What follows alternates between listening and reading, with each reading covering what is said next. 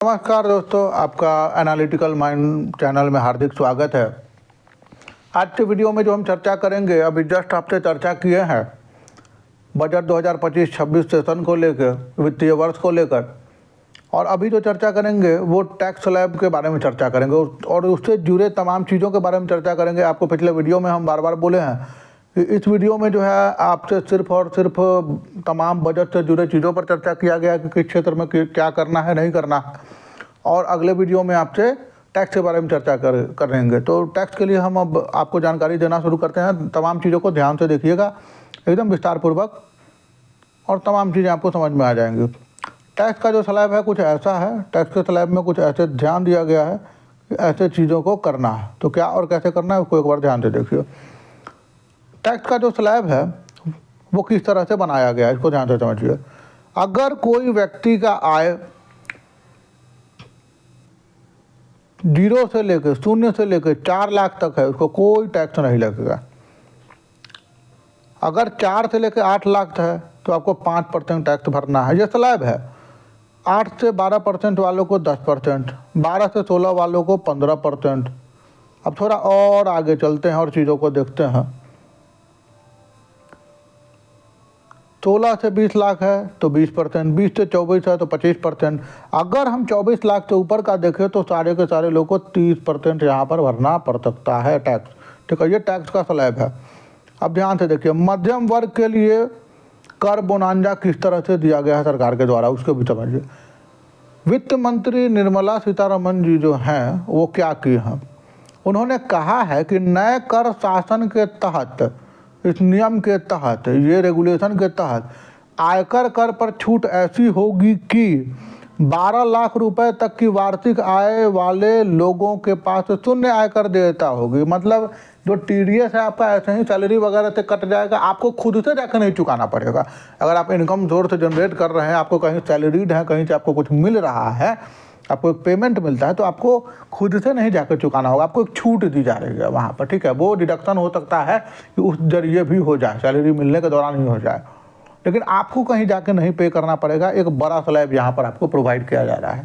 ठीक है, तो मध्यम वर्ग के लिए, मिडिल क्लास वालों पर इस बार हर बार कहा जाता था ना कि या तो गरीब की सुविधा या अमीर की सुविधा, मध्यम वर्ग की मार, लेकिन इस बार थोड़ा ध्यान दिया गया है मिडिल क्लास वालों को देखकर। तो उनके लिए बहुत बड़ा चीज़ है कि आयकर छूट ऐसी दी गई है कि 12 लाख रुपए तक की वार्षिक आय वाले लोगों के पास शून्य आयकर देयता होगा। मतलब उनको खुद से जाके पेमेंट नहीं करना होगा, खुद से फाइल नहीं करना पड़ेगा। No income tax till income of 12 lakh, कोई इनकम टैक्स आपको देना नहीं है 12 लाख तक में। लोकतंत्र, जनसांख्यिकी और मांग महत्वपूर्ण राष्ट्रीय भवन में मध्यम वर्ग की भूमिका की सराहना करता है।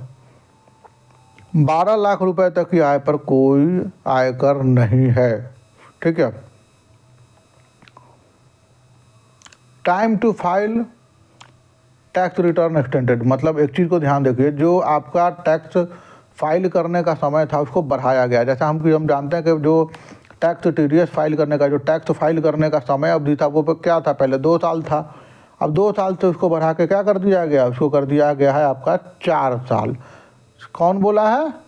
वित्त मंत्री निर्मला सीतारमण जी ने इस बात का जिक्र किया है। ठीक है, तो ये आपकी कुछ है विशेष जानकारी। एक चीज़ और ध्यान दीजिएगा कि अनुपातीकरण, रेशनलाइजेशन किया गया है टीडीएस और टीसीएस में। टीडीएस और टीसीएस में अनुपातीकरण किया गया है। अनुपातीकरण मतलब कि रिड्यूस किया जाएगा किसको, बर्डन, इनकम टैक्स के बर्डन को किया जाएगा। देखिए, आप बात को समझिए, 12 लाख रुपया जो है आपको क्यों नहीं लिया जा रहा है, क्योंकि ये जो अनुपातीकरण हो रहा है, रेशनलाइजेशन हो जाएगा टीडीएस पर और टीसीएस पर। ये कहीं ना कहीं किस पर फोकस है कि इनकम टैक्स हम ना ले, और जो मैनेज करना है यहीं पर मैनेज हो जाएगा। इस बात को समझिए, जो मैनेज करना है यहीं पर मैनेज हो जाएगा। तो आपको दिखा के कहीं ना कहीं हो कि ये रहा है कि आपसे लिया तो जाएगा, लेकिन डायरेक्ट आपसे न लेके किसी न किसी माध्यम से ऐसे लिया जाएगा। मतलब यहाँ उन चीज़ों को ऐड किया जाएगा यहाँ उन चीज़ों को ऐड किया जाएगा और आपसे यहाँ 12 लाख तक की छूट दी जा रही है। तो किया ये गया है कि जो बर्डन है इनकम टैक्स पर उसको कम किया जा रहा है, रिड्यूस किया जा रहा है, घटाया जा रहा है और सारा जो अनुपातीकरण है वो TDS और TCS पर फोकस किया गया है। इस बात को समझिए, बात को बहुत आसान सी बात है, ठीक है। आगे चल के देखते हैं कि what does the 12 lakh rebate mean, मतलब 12 लाख तक का जो छूट पर कर का मतलब क्या है। व्हाट विल यू पे if you earn above that, मतलब क्या होगा, आपको क्या पे करना पड़ेगा, क्या भुगतान करना पड़ेगा अगर आप 12 लाख से अधिक कमा लेते हैं या 12 लाख से अधिक आपकी आय चली जाती है। तो वित्त मंत्री ने आयकर छूट की सीमा 7 लाख रुपए जो पहले तक थी उससे 12 लाख रुपए तक कर दी है, जिसका अनिवार्य रूप से मतलब यह है कि यदि किसी व्यक्ति की आय 12 लाख रुपए तक है तो उसके पास शून्य कर देयता होगी, ठीक है। लेकिन अगर वो बढ़ जाती है तो क्या होगा, इसको समझिए। इसको समझने के लिए आपको सवाल देखना होगा कि क्या होगा या क्या है ऐसा, क्या मतलब है कि अगर किसी का 15 लाख है तो उसको क्या 3 लाख का टैक्स पे करना पड़ेगा। तो इस बात को समझते हैं, नहीं, बिल्कुल ऐसी बात नहीं है। छूट केवल 12 लाख रुपए तक की कमाई करने वालों के लिए लागू होती है। यदि आपकी कर योग्यता 12 लाख यानी आपकी जो योग्य आय भी 12 लाख रुपए से अधिक रुपए है, ठीक है, तो आपको नए कर शासन के तहत स्लैब दरों को अनुसार करों का भुगतान करना पड़ेगा। तब क्या होगा कि आपका जो स्लैब दर है नया, उसके हिसाब से आपको भुगतान करना पड़ेगा। अगर 12 प्लस आपका हो जाता है तो मान लीजिए 12 साढ़े 12 लाख हो जाए, 13 लाख हो जाए, 14 लाख हो जाए, तो जैसे वो स्लैब बना हुआ है उस स्लैब के हिसाब से आपको पेमेंट करना पड़ सकता है। इस बात का ध्यान रखिएगा। तो स्लैब का मतलब ये नहीं होता है कि कुछ भी हो, उसका कुछ ना कुछ मतलब है, इस बात का ध्यान रखिएगा। तो कहने का मतलब कि 12 लाख तक आपका TDS के जरिए कटता रहेगा या जो भी है प्रोसेस, आपको नहीं जाके पे करना होगा। इस बात की जानकारी अभी तक दी गई है।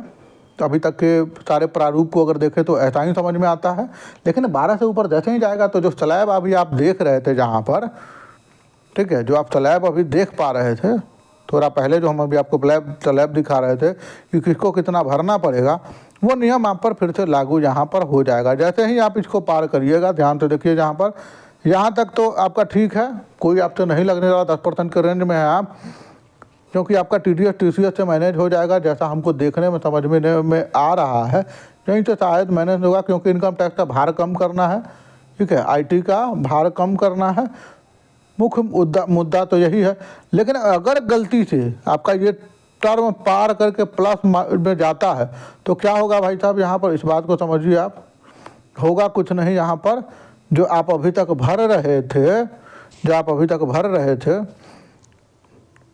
किसी और जरिए से, जहाँ पर जैसे ही आपका 12 पार करेगा तो फिर आप आ जाएंगे 15% वाले स्लैब में, मतलब इस स्लैब में आपकी डायरेक्ट एंट्री हो जाएगी और नियम जो है यहाँ पर फिर से लागू सारा का सारा हो जाएगा। तो ये कुल मिला की बात है इस बजट के हिसाब से। एक बात और ध्यान रखिए कि वित्तीय सप्ताह भी और चलेगा। एक सप्ताह में बहुत सारी चीज़ें खुलेंगी, जैसे जैसे खुलेंगी हम आपके साथ जानकारी साझा करते जाएंगे। हैरान होने की ज़रूरत नहीं है, निश्चिंत रहें, अपना ख्याल रहें, स्वस्थ रहें। इस वीडियो को ज़्यादा से ज़्यादा शेयर करें और अगर कोई और टॉपिक पर वीडियो चाहिए तो आप हमें कमेंट में शेयर कर सकते हैं। हम उस पर बनाने का पूरा प्रयास करेंगे, आपको जानकारी साझा करने का प्रयास करेंगे। अपना ख्याल रखिए, धन्यवाद। चैनल को शेयर, लाइक, सब्सक्राइब कीजिए और अपने विचार साझा कीजिए।